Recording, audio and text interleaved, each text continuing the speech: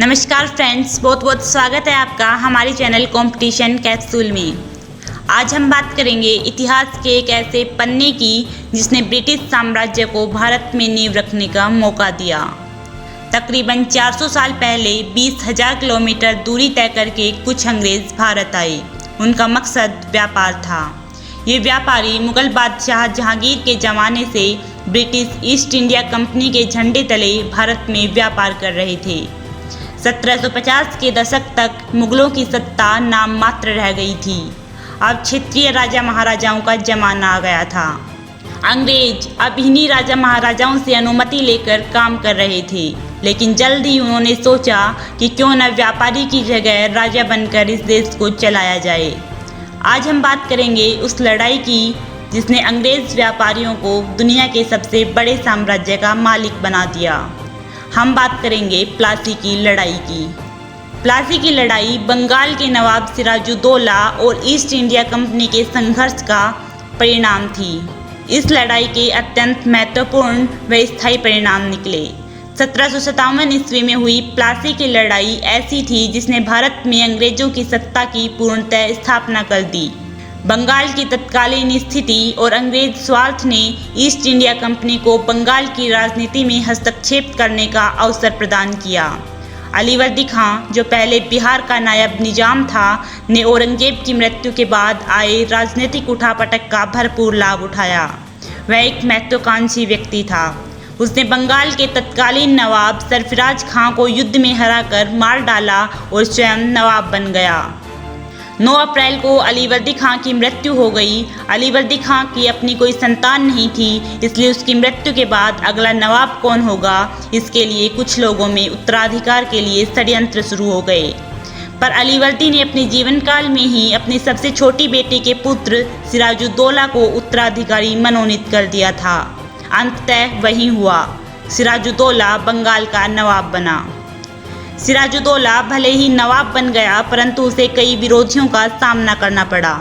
उस समय बंगाल का माहौल अंग्रेजों और फ्रांसीसियों के आपसी द्वंद्व के कारण काफ़ी अशांत था।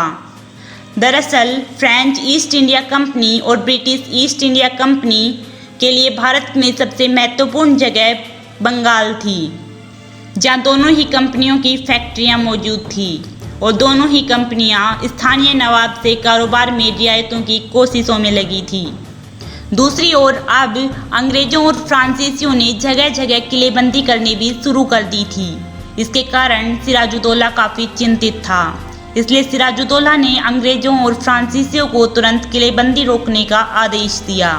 फ्रांसीसियों ने तो नवाब का आदेश मानते हुए तत्काल प्रभाव से अपने द्वारा की जा रही किलेबंदी को रोक दिया, परंतु अंग्रेजों ने नवाब के आदेश की अवहेलना करते हुए अपनी किलेबंदी को जारी रखा। यह देख सिराजुद्दौला ने 1756 ईस्वी में अंग्रेजों की कासिम बाजार स्थित कोठी पर आक्रमण करके उस पर कब्जा कर लिया। उसके बाद 20 जून 1756 को कलकत्ता में हुगली नदी के किनारे स्थित फोर्ट विलियम किले पर भी अपना आधिपत्य कर अंग्रेजों को वहां से भगाने पर मजबूर कर दिया और इसके कारण अंग्रेज गवर्नर ड्रैक को वहां से अपनी पत्नी और बच्चों के साथ भागकर फुल्टा द्वीप पर जाकर शरण लेनी पड़ी। फोर्ट विलियम पर कब्जा करने के दौरान 146 अंग्रेज बंदी बनाए गए, जिनमें स्त्री और बच्चे भी शामिल थे। उन्हें नवाब सिराजुद्दौला के अधिकारियों द्वारा एक छोटे कमरे में बंद कर दिया गया, जिनमें से अगली सुबह सिर्फ 23 लोग ही जीवित बच सके। बचने वालों में से एक होलवेल नामक अंग्रेज व्यक्ति ने इस घटना को अंग्रेज अफसरों तक पहुंचा दिया। इस घटना को इतिहास में काल कोठरी की घटना या ब्लैक होल के नाम से जाना गया। इसके बारे में जानकर अंग्रेज काफी क्रोधित हुए और रॉबर्ट क्लाइव तथा एडमिरल वाटसन ने मद्रास से सेना लेकर बंगाल की तरफ कूच कर दी। उन्होंने फिर से कलकत्ता पर अपना अधिकार जमा लिया और सिराजुद्दौला को संधि करने पर मजबूर कर दिया। इस संधि को अलीनगर की संधि के नाम से जाना गया। इस संधि के फलस्वरूप अंग्रेजों को बंगाल में किलेबंदी करने की अनुमति मिल गई, लेकिन अंग्रेज इस संधि से भी संतुष्ट नहीं हुए। दरअसल वे सिराजुद्दौला को गद्दी से हटाकर किसी वफादार नवाब को बिठाना चाहते थे जो उनके कहे अनुसार काम करे। क्लाइव ने नवाब के खिलाफ षड्यंत्र रचना शुरू कर दिया। उसने सिराजुद्दौला के सेनापति मीर जाफर से गुप्त संधि की और उसे नवाब बनाने का लोभ दे दिया। इसके बदले में मीर जाफर ने अंग्रेजों को कासिम बाजार, ढाका और कलकत्ता में किलेबंदी करने, 1 करोड़ रुपए देने और उनकी सेना का व्यय सहन करने का आश्वासन दे दिया। इस षड्यंत्र में जगत सेठ, राय दुर्लभ और अमीरचंद भी अंग्रेजों से मिल गए। अब क्लाइव ने नवाब पर अलीनगर की संधि भंग करने का आरोप लगाया। इस समय नवाब की स्थिति अत्यंत दयनीय थी। दरबारी षड्यंत्र और अहमद शाह अब्दाली के आक्रमण से उत्पन्न खतरे की स्थिति ने उसे और भी भयभीत कर दिया था। नवाब की कमजोरी को भांपकर क्लाइव ने सेना के साथ युद्ध के लिए प्रस्थान किया। इसके बाद नवाब भी राजधानी छोड़कर आगे बढ़ा।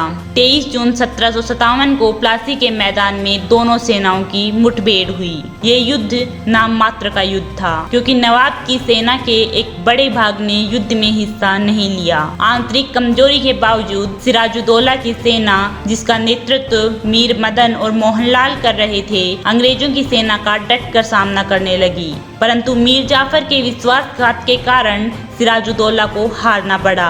वह जान बचाकर भागा, परंतु मीर जाफर के पुत्र मीरन ने उसे पकड़कर मार डाला। इस प्रकार अंग्रेजों की जीत हुई। प्लासी के युद्ध के परिणाम अत्यंत ही व्यापक और स्थायी निकले।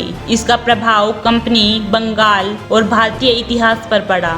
मीर जाफर को क्लाइव ने बंगाल का नवाब घोषित कर दिया। उसने कंपनी और क्लाइव को बेशुमार धन दिया और संधि के अनुसार अंग्रेजों को कई सुविधाएं दी गई। बंगाल की गद्दी पर अब एक ऐसा नवाब आ गया था जो अंग्रेजों के हाथों की कठपुतली मात्र था।